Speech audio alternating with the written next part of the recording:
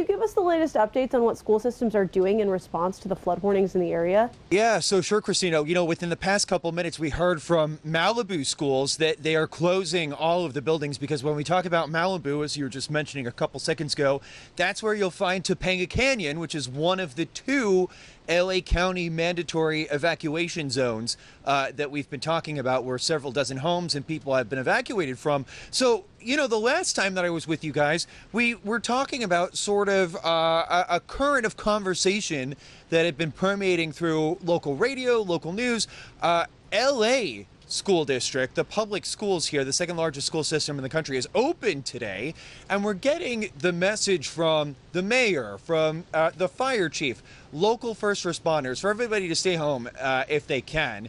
And yet all of these kids, hundreds of thousands of kids, are going to school. So it's a little bit, from the point of view of parents, kind of mixed messaging. This does not happen very often here in Southern California when you have an atmospheric river system with rain, lasting for several days and coming down very hard during the overnight hours into the morning now. So Santa Monica and Malibu Unified Schools have decided to close the Malibu buildings. Not so much for all of Los Angeles. Los Angeles is still a huge city.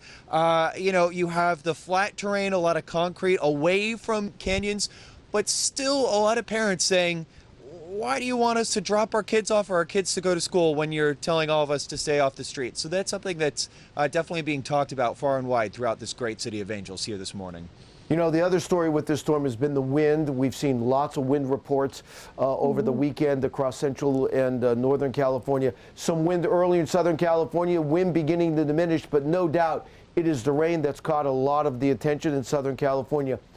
Can you speak to, I know you were talking about it, when you look, you're obviously from the area, when you look across Southern California, it's not a normal day, you don't see the population out, and hopefully people are heeding the warning to stay off the roads. Yeah, they are. And, as we talk, let's zoom into the beach. So wave heights, when we first started broadcasting around 2 a.m. local time, were around 10 feet.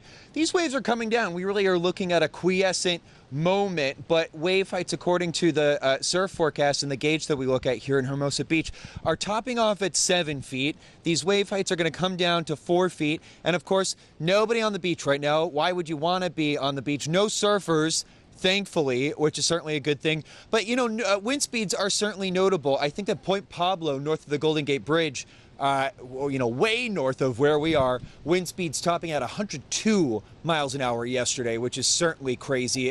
Where I grew up in Thousand Oaks, California, wind gusts topped off around 50 miles an hour just before the readings came in at 7:30. So I would say, I'm looking up and down at a beautiful bike path which stretches for miles. It goes all the way up to Santa Monica.